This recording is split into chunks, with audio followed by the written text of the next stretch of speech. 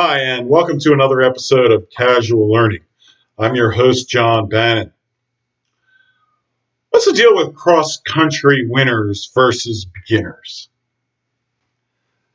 I want to talk about a certain strategy I see used in cross-country races that beginners will use, but winners use a different strategy.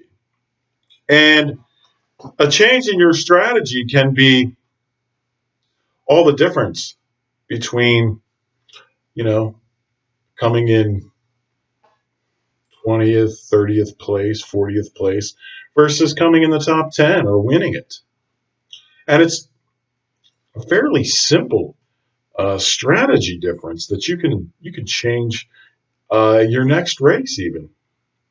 So, what is the strategy difference that I've seen? I've seen a lot of cross country races in high school and some in college, and I've noticed this.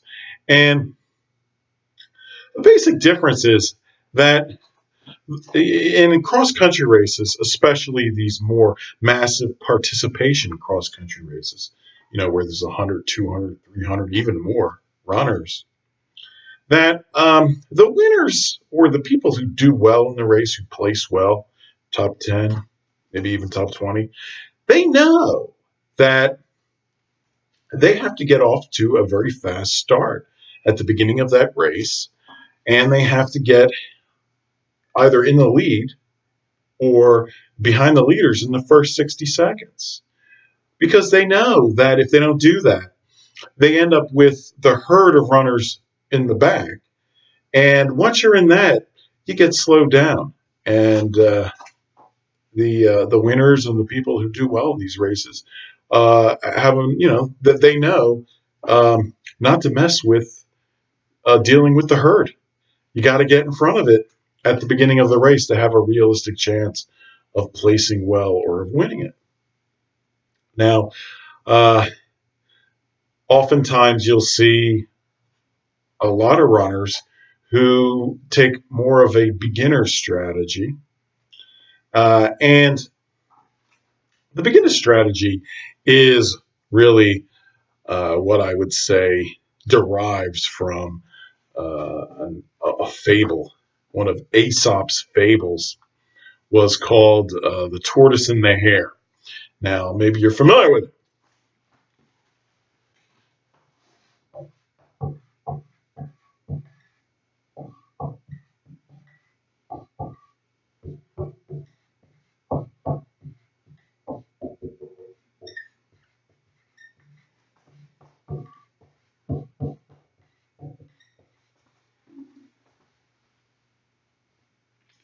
And in this fable, there's a tortoise, a turtle, and there's a hare, there's a rabbit, and the rabbit can obviously outrun the turtle.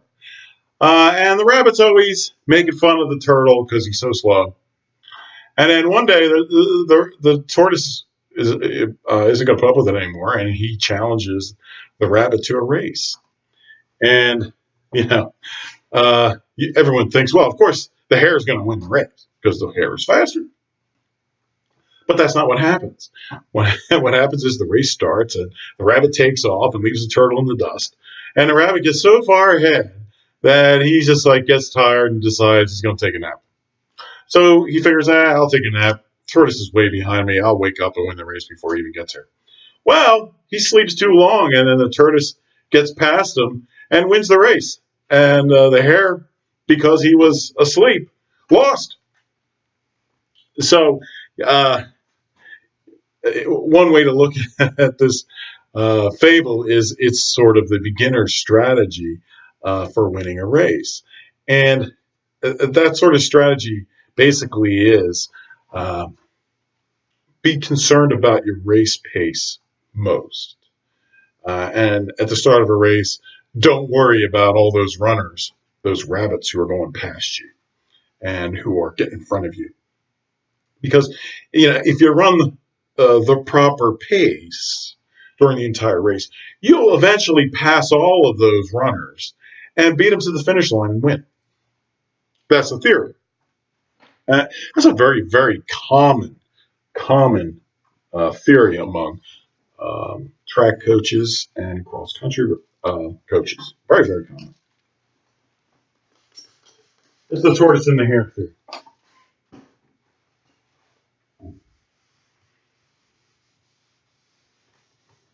So the idea is, if let's say in order to win a 1600-meter race, you got to run a six flat.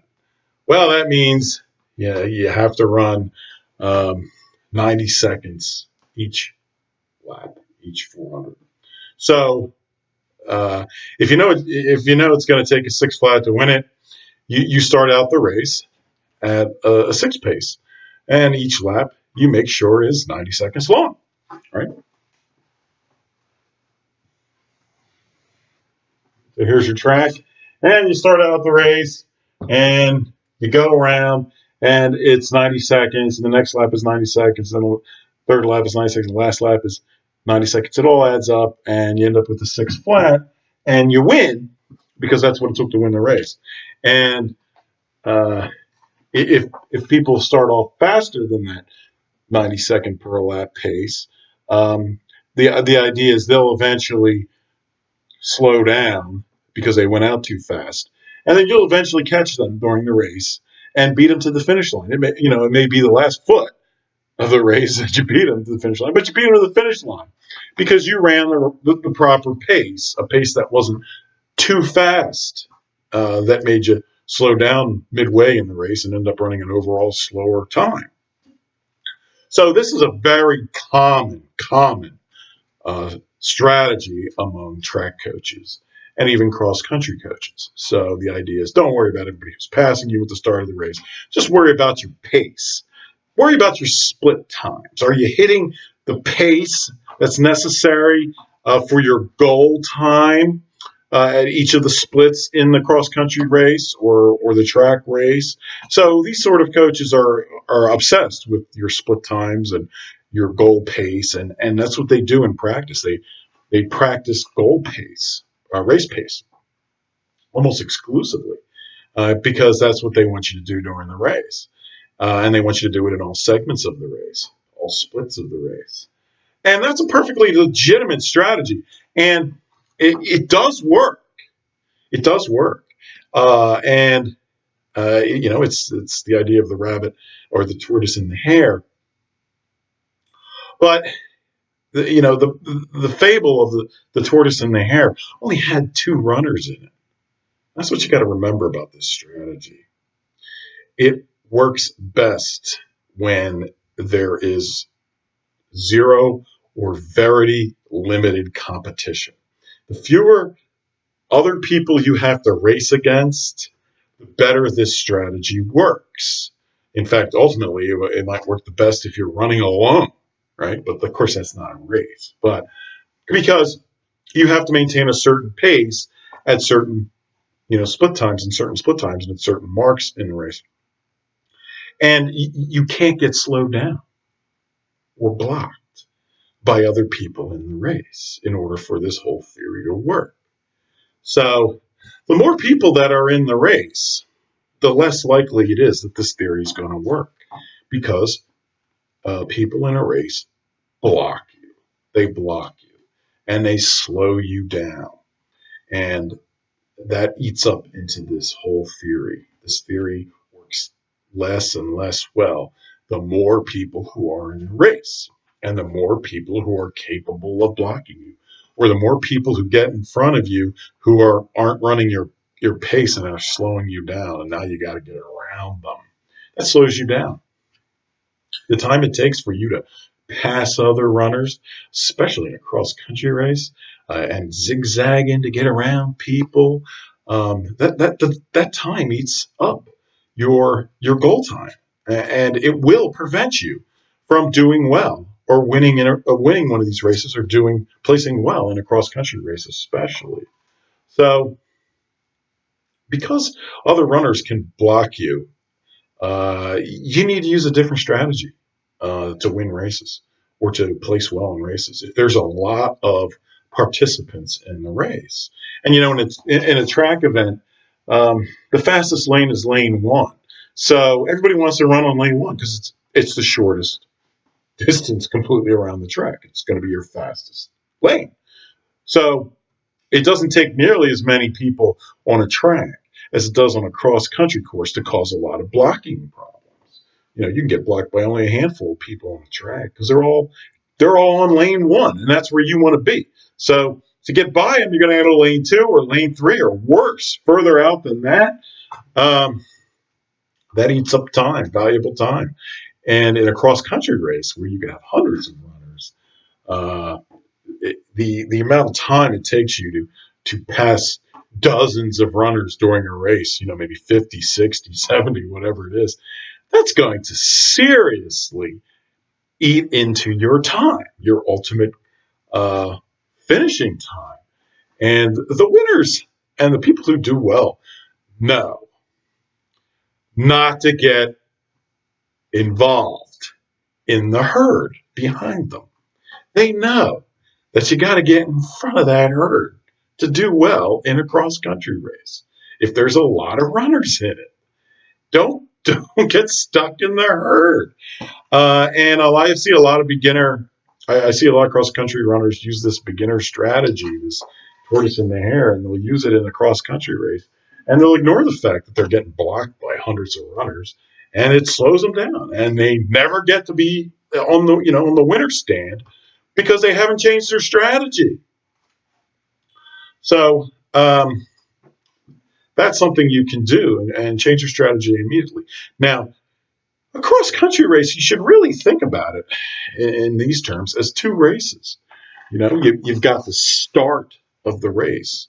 The start of a cross country race is the most important part of the race, believe it or not, especially if there's a massive number of people in the race, because this is where you get in the lead or you get right behind the leaders and you avoid that herd of hundreds potentially of other runners.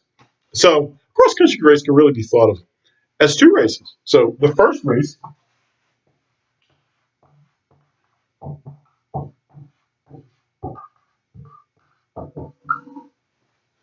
race is the start. It could be a 200 to 400 meter race. So you should think about a cross country race that way. It's really two races. It's a 200 to 400 meter race, immediately followed by a cross country race.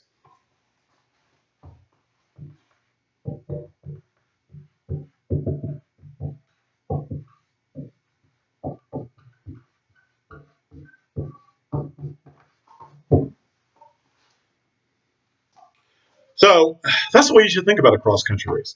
It's a 200 to 400 meter race immediately followed by a cross country race where you're going to change your pace.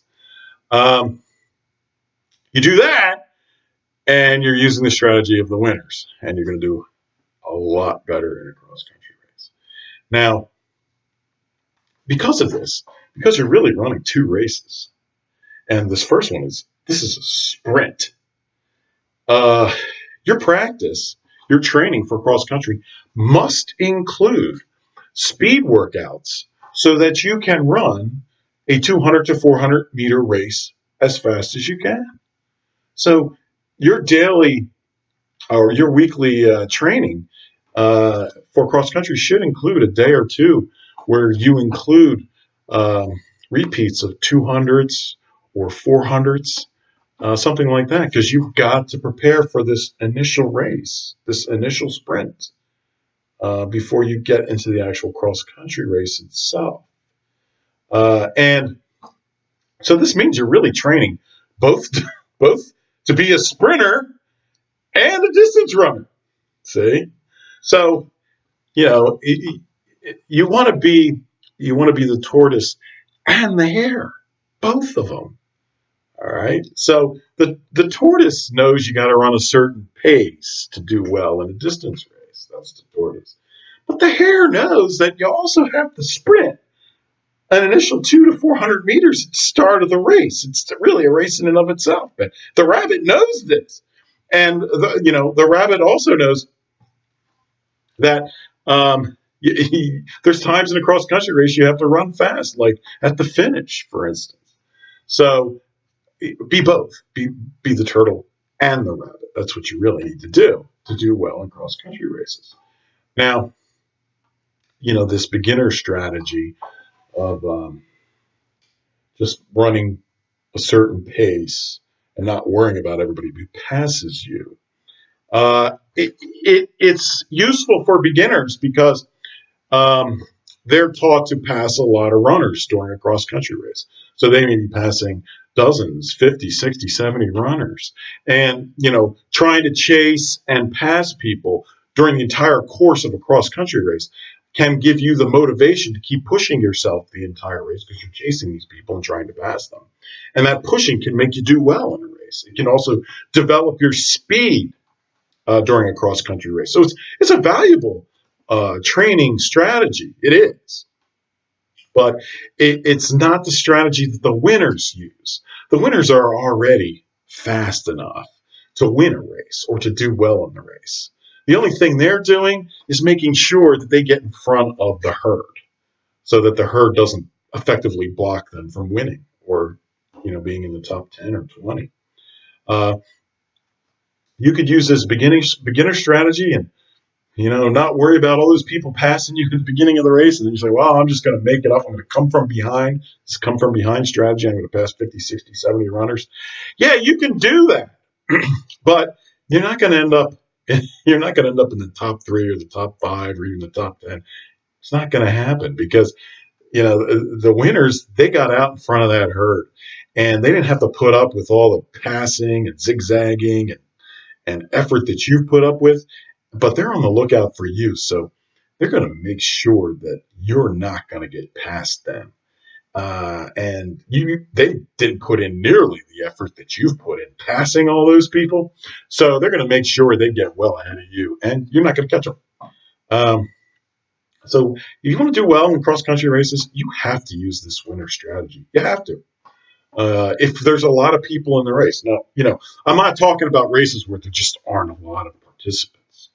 That if there's 10 or 20 runners or something like that, you could have no problem passing enough runners to win a race. Sure, I'm talking about very large cross country races, 100, 200, 300 or more runners. Which really, the big races are usually massive participation races. And in those sorts of races, you have to use the winner strategy. So use the strategy of the winners, not the beginners, if you want to do well in these massive participation cross country races.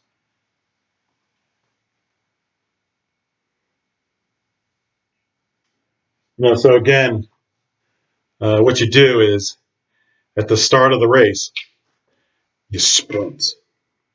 And you can use your lactic energy system. Your lactic energy system gives you about 8 seconds of high-powered sprinting ability.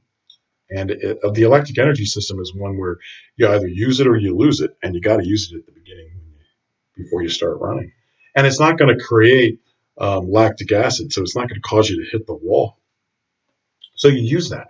So you use up your lactic energy when that gun goes off. Sprint for 8 seconds, and then sprint like you're in a 200 or 400 meter race until you get up to or behind the leaders, depending on what your goal time is and compared to who's in the race.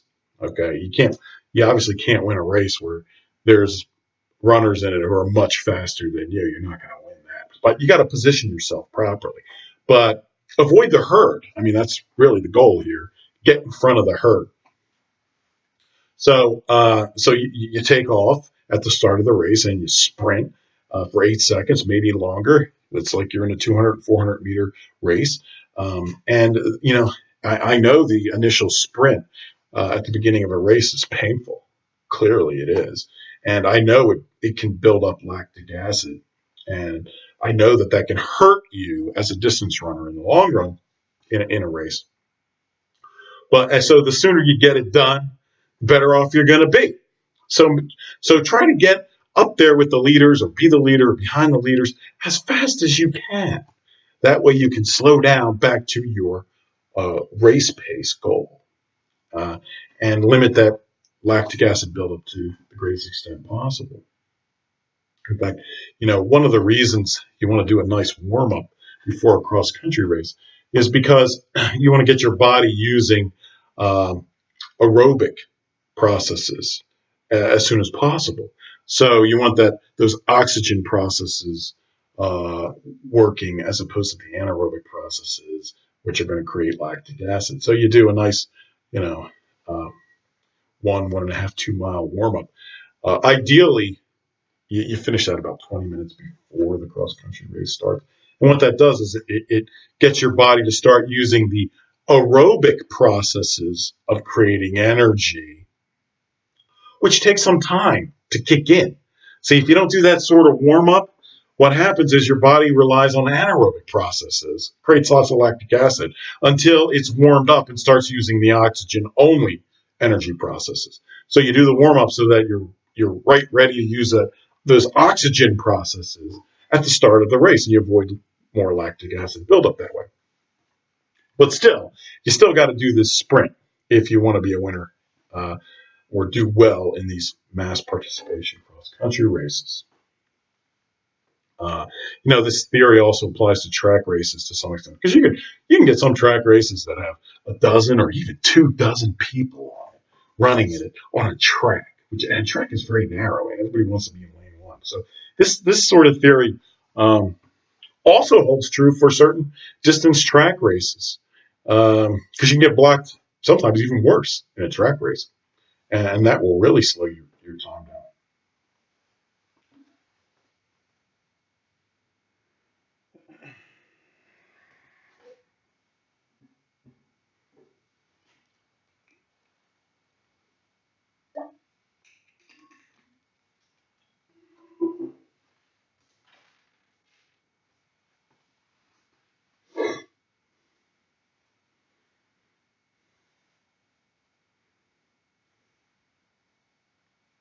Okay, so in summary, uh, the winners and the people who wear medals who get medals in these mass participation cross country races are almost always the people who get out in the lead or behind the leaders at the start of the race.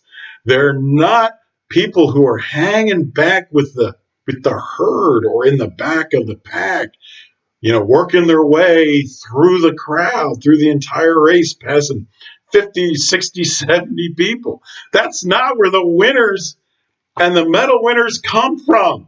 Those aren't those people.